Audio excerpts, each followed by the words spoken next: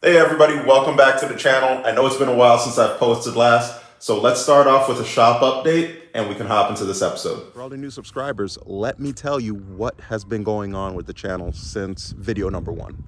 This is my first Grand National. This is my 1984 Astroroof Grand National with 63,000 miles. Sitting in a field since 1993, restored. Chevy Malibu seats, custom door cards, carpet, interior, all of that done. Stock engine with bolt-ons. Upgraded turbo, upgraded fuel pressure regulator. I'll leave all of the details in the description. This is my second Grand National. This is T-Top, my 1984 Grand National with 35,000 miles. Bone stock and runs and drives now that it has a 42-pound injector upgrade and turbo tweak chip.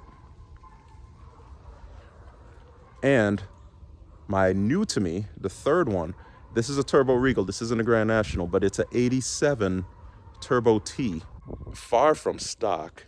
Upgraded turbo, upgraded suspension, the whole nine. I haven't even skimmed the surface on everything that it has, but I don't even know if it turns over by hand yet. So I just bought it, not really sight unseen, because I did see it before I paid for it, but for the price and for the opportunity, I couldn't pass it up no matter if the engine was locked up or not. I'll figure that problem out later. So now that you're all caught up, this one has a cracked block, both sides underneath the freeze plugs along the coolant passageways. So my 109 block build series is going to be an engine for this car.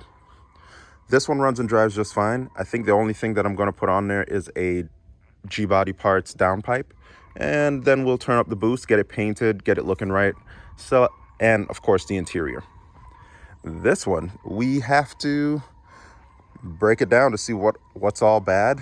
I know the interior needs work, the floors are bad, and we got to free up the motor if it's locked up, try to get it running, see what's all to it. And now you're officially caught up on the trio. And that's how I ended up with 3 Turbo Regals. So let's go over what's next. With T-Top running good, this is the perfect time to start marking out the plans for bodywork. So what I plan to do on this one, I'm going to go straight black on black with it. No frills, no nothing. I may keep these little trim pieces going along the wheel arches. I'll see. It depends on how easy they come off and what condition they're in. They'll have to come off for painting. But once we get them off, we'll get all of the dings worked out and we will get to repairing. Now, the floors are in really good condition. I did take care of those off camera. I did put some POR 15 on them just to make sure that they stay sealed and protected. But if you look, especially on the hood, you'll see areas of opportunity, like right there. There's a crease. Right there, there's a ding. And I could probably mark out about 20 more dings and dents that are on this hood. And it gets really difficult to be able to make sure that you can get this just right, because it's black. Everything will show up. And this type of car, the way that the bumpers overlap onto the bumper fillers, the way the bumper fillers tie into the fenders, all of that stuff has to come off so you can paint around it, then reinstall it. The same thing with the header panel. Side view mirrors have to come off. Trim for the T-tops, door seals, windows, trim along the rear windshield. Same bumper filler, rear bumper combination, tail lights. I'll leave the spoiler in place just because, it is what it is, but there's some alignment issues that I have to work out, see how that encroaches over on there. I'll have to take care of that. Same thing with the other side. It looks like it was put on, but it wasn't put on right. So that's going to need some attention. And it's just a rinse and repeat on this side. There are some scrapes here A lot of dings on this fender, and some T-top rust we're going to have to account for. But by and large, this is still in much better condition than that one was when I first started on it. So let's get into garage. Before we get into garage, we will mark out everything that needs to be done.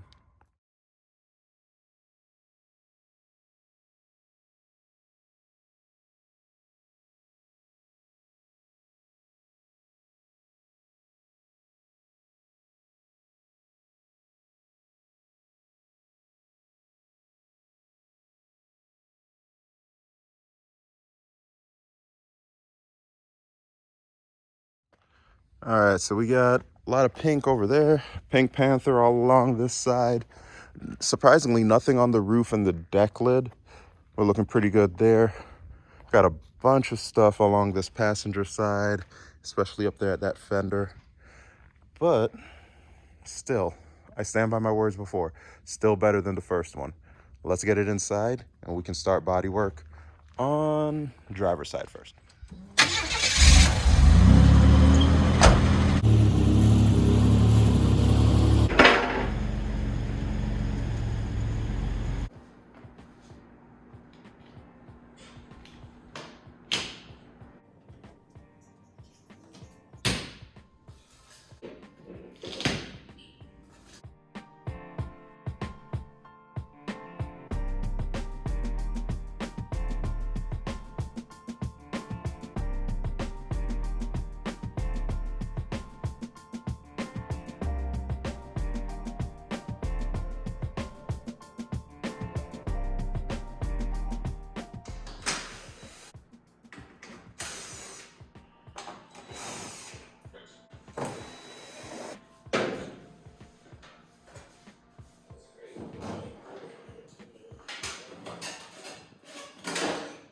Hey everybody, welcome back to the shop. This week we're working on T-top and getting all of the bodywork issues addressed. We are going to remove the windshield, replace the header panel that's rusted out on the T-top section, remove the doors, address all of the dents, scratches, and additional rust that we can find, sand, prep, bodywork, and paint this thing. And I can't wait to show you all the tools, tips, and techniques to address this 30-year-old lacquer. We're going to replace this with a base coat, clear coat finish, and there's certain techniques that you have to use to make sure that this paint does not start to lift. That's the last thing you want after all of the countless hours of body work that we have to put in on this thing. So without further ado, let's get to it. Now, first things first, we're gonna have to strip this car down. That means removing all of the moldings, clips, door handles, mirrors, all of that. We need to get this car just ready. So I'm gonna throw you on time lapse while I do that right now. Now I've gotten this door off and take a look. Everything in pink was what I found when the car was outside and I was taking a look up and down. Now that I've gotten it on this horizontal surface, I can take a look here and see all of these additional dings and dents. So everything in yellow is everything new that I was able to find that I didn't see before. It's just the importance of taking a look at things from different angles, and a huge testament to getting the door off of the car. It really allows you to get into the jams and provides a much better product. Even when you spray like this, the clear doesn't run, you got a little bit more give. So I love to do body work on doors this way as opposed to being on the car. This isn't an all-inclusive list of the things you'll need to tackle the job, but it's a really good starting point. I have fiberglass resin and cloth, Bondo glass and regular body filler, lung protection, finishing putty, applicators, wax and grease remover, plastic, sandpaper pads, sandpaper over here. This is a suit so I can protect myself while I'm spraying. I've got wax and grease remover over here, plenty of painter's tape, and this is plastic and film to cover up the car and the garage and things of that nature. But remember, it's gonna look worse before it looks better. I can guarantee that. Of course, we'll get to the point where we need paint and all of those other supplies as well, and I'll break that down at a later point. But right now, that's what you'll need to get this car in a better state.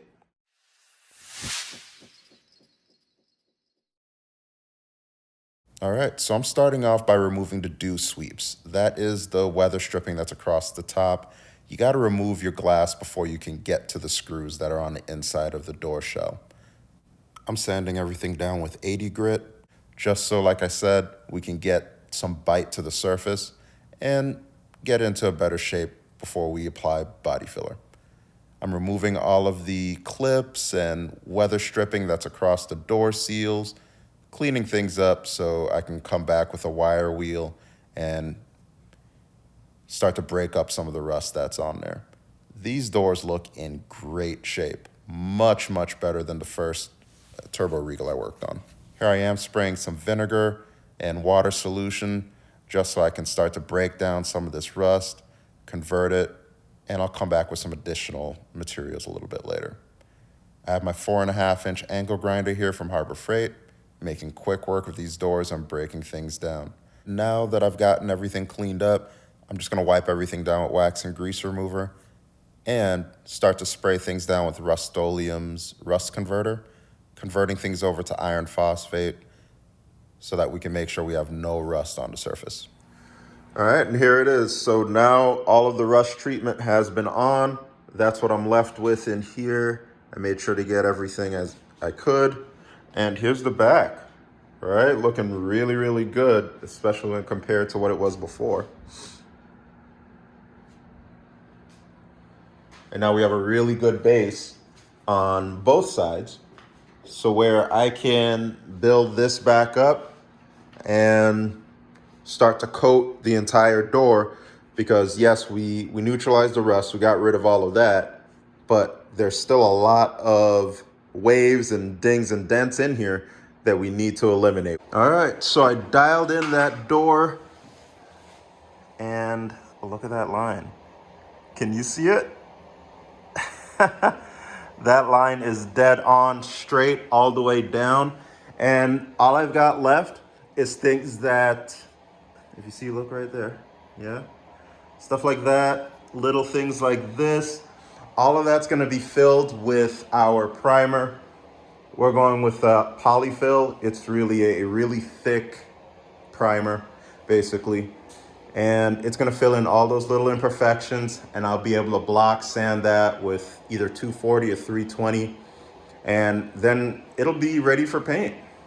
I have to seal it first, so sealer, then, you know, thick primer, block sand, and then paint.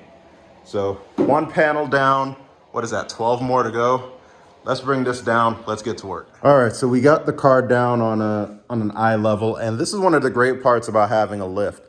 You can put it right where it's comfortable for you, and you can make sure that you don't miss any bit of body work. So starting off with the driver's side, what I'm going to do is I'm going to take off this glass right here. It's imperative that you do it so that you can get behind here, and you really don't want to tape this and then have to paint up to that tape line. It's no good. So take the 5 screws out that are on the back side of here. You see one right here, one right there, up there, there, and then 5. Just remove it, get that gooey tape that's there. It's called butyl tape. Get that out of the way and just prep your surface for paint there as well. I'm also going to take off this little trim piece. There's screws behind this seal, so I'm gonna have to break down the seal and get all of that out. We're trying to get this side down to just metal and fiberglass or ABS plastic. I think this is ABS plastic. But we're trying to get it down to a point where we can start doing the same thing that we did with this door. I still don't have the key for the body of this car, so I can't pop that trunk open. I'm trying to prevent having to drill it out, but short of me finding a locksmith in the local area who can give me a key for one of these locks, I may just have to. I'm not going to. Okay, well, let me say this. Oh, you see that backing right here? You can remove this and actually crawl through the trunk and then pop the latch from the inside. I'm not doing it. It smells, it smells. So I don't know what's behind there. Could be some spiders. I don't want to deal with that. So instead, I'm either going to get a key made that can unlock it, or I'm going to drill out the trunk lock. This does not have trunk poppers. My Astroroof did. Unfortunately, this one doesn't. But I'll get that trunk open. I need to be able to get the taillights out, get some of this, the rear deck sanded down, and even the rear glass trim taken care of. I need that trunk to pop open. So I'm kind of at a somewhat of a standstill on the back side of the car until I can get that open. Hopefully later on in this episode, I do get it open.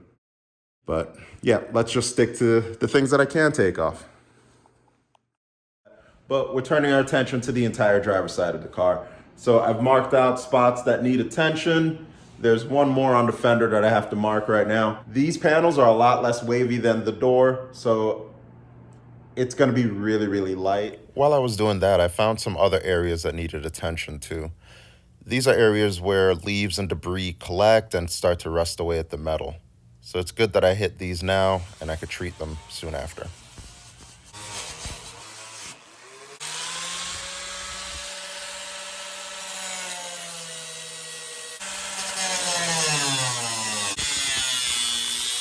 And then I'll pop it up in the air, show you guys how dry it is. Hopefully there are no leaks. Start them off fresh. Doesn't seem to require any maintenance. It looks like it's just been replaced.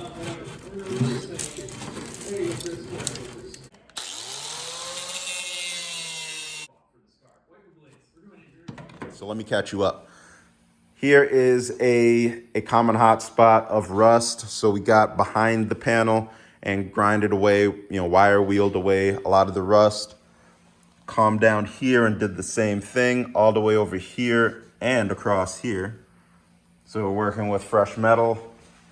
Did the same thing over here. This is usually another hot spot. And down here, we're gonna have to replace that filler as well.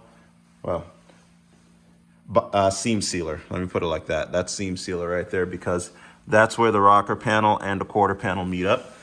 We've got a good amount of rust here, which is probably one of the main sources of the leak, but we need to get the rest of the T-top exterior panels apart before we get to that.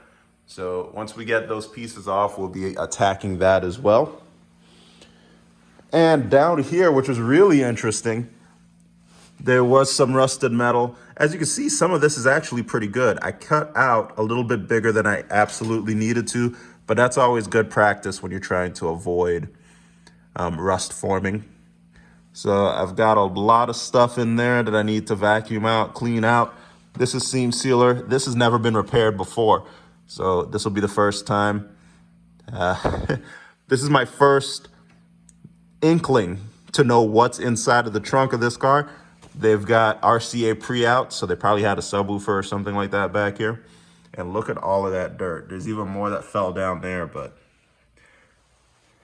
crazy to think. So from here, we'll do the same thing as we did with the door. We'll start to apply a really light coat of body filler, flood it, and then we'll come back with the sandpaper and get everything nice and smooth. I'm gonna have to attack that. I may have some spare metal from the first floorboards that I did on my first Grand National, and I'll attack that. I'll weld that back up. You can use fiberglass if you want to. I got metal, I got a welder, so I'm just gonna use what I got. Fill that back up. I'll order some seam sealer so I can replace that. And for this, what I'm gonna do is I'm gonna coat it. And I gotta decide what I want to do, because after I coat behind here and all of that, I'm likely going to use fiberglass on this just because it's really intricate and I don't see any cancerous spots anywhere else. So I'm just going to use fiberglass to make that really, really nice and finish off that repair. Down here, I'll treat all of that, all of the rust areas I'll treat with my vinegar and baking soda solution. I'll get that taken care of, and then I'll go back over it with Rust-Oleum rust converter Of course, that side as well, I'll be treating the inside of it as well before I weld and seal it back together. We're making solid progress, right? Once this is done, that takes care of 1, 2, 3 panels, and well, even 4 if you count the lower rocker. This car was probably driven off of a gravel road a lot because you can see a lot of stone chips underneath the car. Oh, I almost forgot, there's one more thing. So, one common piece of damage is usually like right around here, and it looks like we've got some damage going on here. This isn't the natural flow of this fender, so I'm gonna have to beat this back out. I need to take a look at my other Grand National and make sure, but I'm pretty sure this is not the way it's supposed to be. So I'll get that repaired and we'll go from there. This is something that I did not see, but between this and then this scratch, that's pretty much it for this entire panel. There may be some very minor things that I can't see, but the filler and the primer is going to take care of that. A bunch more stuff down there, and like I said, the rust earlier. So making solid progress. After a few minutes with these tools down here, I was able to turn it into this. So it's a lot more straighter than before. I think I just need to use a little bit of body filler, maybe some more hammering work right around the center here. But it matches the other side and it looks a lot better than before. So this entire side has been scuffed with 80 grit. I know which areas I need to turn my attention to for filler, and I can just get right on with it. Unfortunately, the camera did not catch my welding skills here, but I promise on the next episode you'll see more of that when it comes to the T-top section. And here's just a rinse and repeat. I want to cover everything as lightly as possible and then follow up with my sanding afterwards. I'm making sure that I get all of the flat surfaces, and I'm not really concerned too much about the edges. Because I'm sanding everything down so lightly, I won't need so much on the corners. I'll also take this opportunity to sand down the hood, take care of the power bulge, and address any areas there. I'll show you my sanding technique in a future clip, but I want you to see how I'm going crisscross with the pattern, similar to if I was holding a sanding block. You really want to make sure everything stays nice and flat and you don't gouge the panel because you're trying to achieve a flat surface.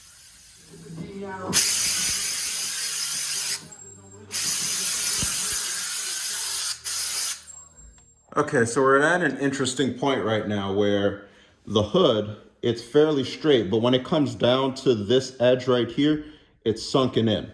So I need to be able to bring the entire corner up some. And I'm going to use that stud welder and that grinder behind it to kind of bring it up a little bit. What I'll do is I'll pop the hood, I'll bend the metal at the edges up some, and that's gonna leave a little low spot in the middle. I'll grind the paint away, and then I'll use a stud welder to pull it up. So let's do that now.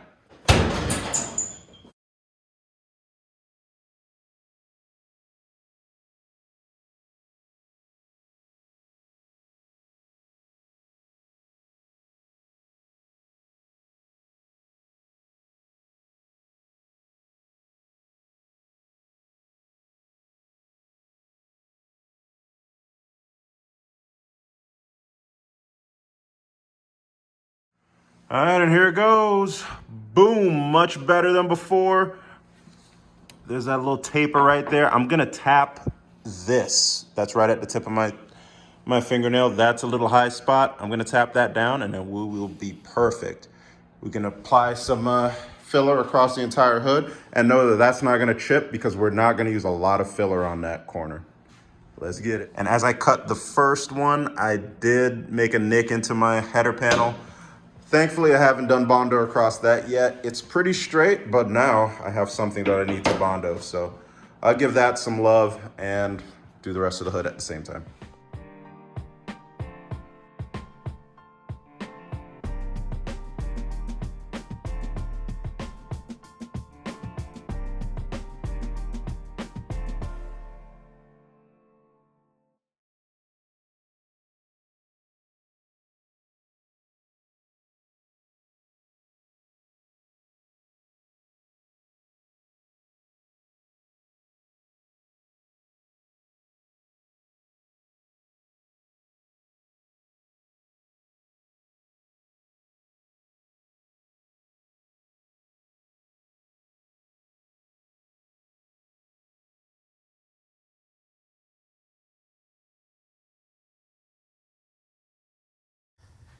So take a look at the consistency of my Bondo here. It's real soup-like, really thin, and it's perfect for these large flat panels.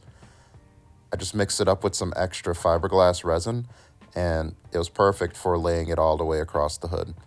There are no major dents and dings on this panel, so it's pretty easy. Watch how I'm pushing everything across and crisscrossing it in different ways just to make sure that the Bondo gets great adhesion. Here's a close-up of my crisscross pattern. This is what I'm doing to make sure that I'm sanding flat across the entire surface. And of course, I'll come back after this and block sand it.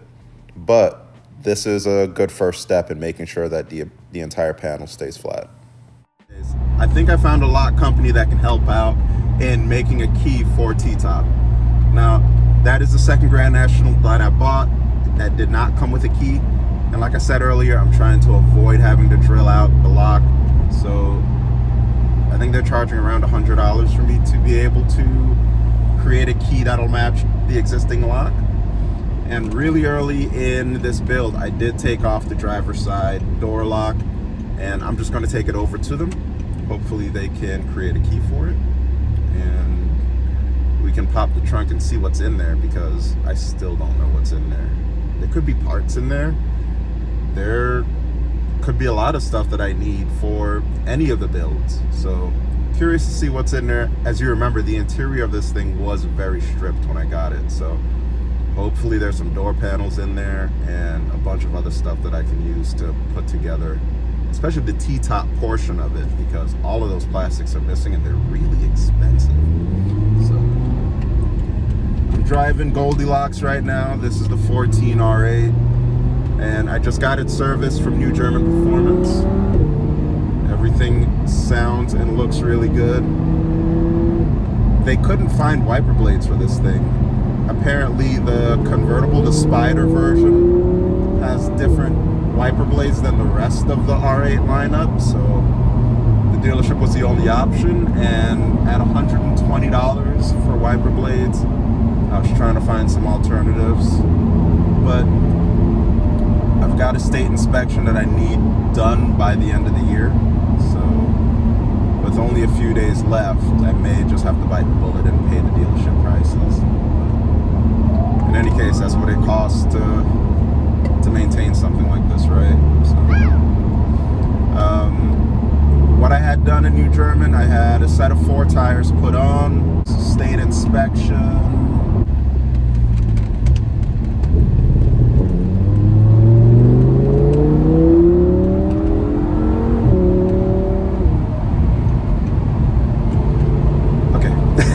Back with you.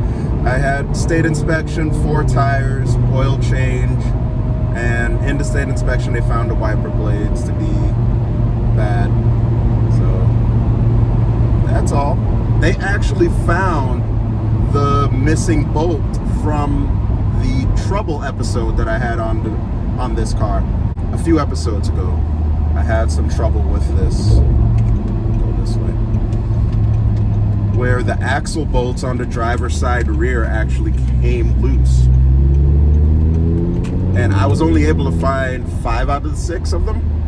And I put Loctite, I torqued them to specs, and I was resigned just to have to go out and buy another bolt and put it on. But they found it. Maybe one of the under trays caught the bolt and just had it sitting there. But they found it, they put it back on for me. So big ups to New German Performance. Much more affordable than the dealership, and they're really thorough, so couldn't be more happy with my experience with them. But let's get over to the lock shop and hopefully they have good news for me.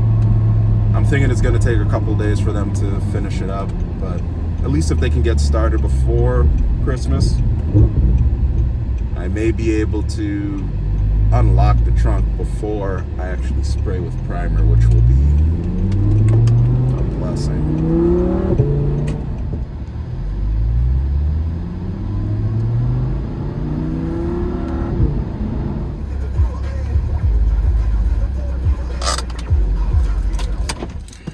Man, what a blessing it is to find an old school locksmith shop. So these guys are awesome. They said that they'll try to do it today. If not, they'll get to it next week.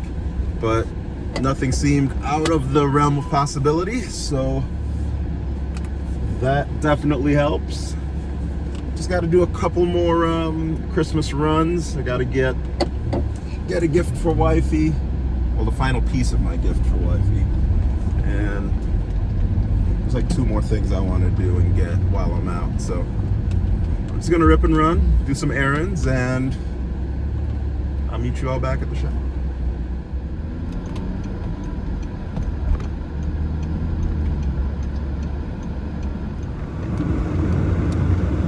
All right, so that's a wrap for this video. Sorry it's been so long. It's been kind of crazy with the holidays and everything.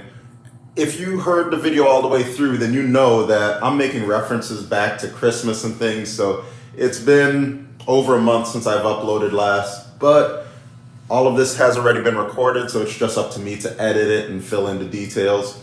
And I'm gonna go back to posting maybe once or twice a week. So you should be able to get a lot more Grand National content coming up now. I've got a few ideas on future videos that I plan to release.